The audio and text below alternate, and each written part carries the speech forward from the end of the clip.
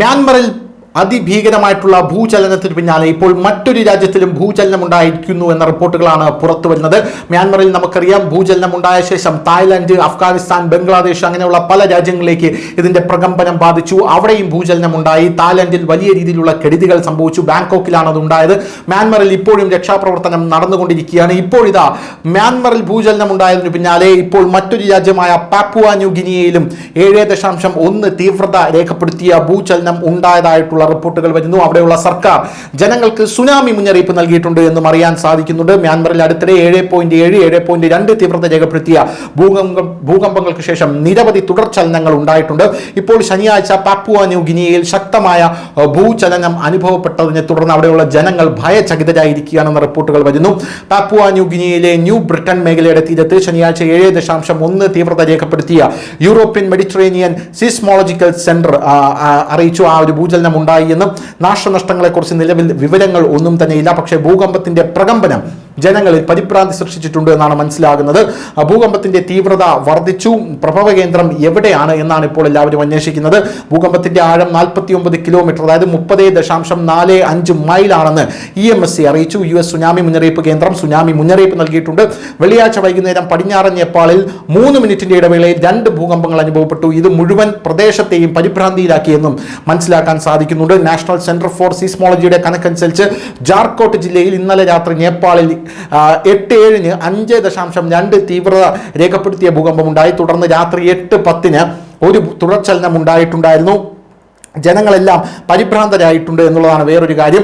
കാഠ്മണ്ഡുവിൽ നിന്ന് ഏകദേശം 525 കിലോമീറ്റർ പടിഞ്ഞാറ് സ്ഥിതി ചെയ്യുന്ന ജജാർകോട്ടയിലെ പരിഭ്രാന്തി നിറഞ്ഞ പ്രദേശമായിരുന്നു 2 ഭൂകമ്പങ്ങളുടെയും അല്ലെങ്കിൽ ഭൂചലനങ്ങളുടെയും പ്രഭവ കേന്ദ്രം. നേപ്പാളിനൊപ്പം വടക്കേ ഇന്ത്യയിലും ഭൂകമ്പം അനുഭവപ്പെട്ടിട്ടുണ്ട് എന്ന റിപ്പോർട്ടുകളും ഇപ്പോൾ പുറത്തു വരുന്നുണ്ട്. എന്തായാലും മ്യാൻമർ തകർന്ന് തരിപ്പണമായി എന്നുള്ള കാര്യത്തിൽ തർക്കമില്ല. ആ മ്യാൻമറിനെ കൈപിടിച്ചുയർത്താൻ ലോകത്തിലെ ഏറ്റവും വലിയ സൈനിക ശക്തിയായിട്ടുള്ള ഇന്ത്യ തയ്യാറായി വരുന്നു എന്ന റിപ്പോർട്ടുകളാണ് ഇപ്പോൾ പുറത്തു വരുന്നത്.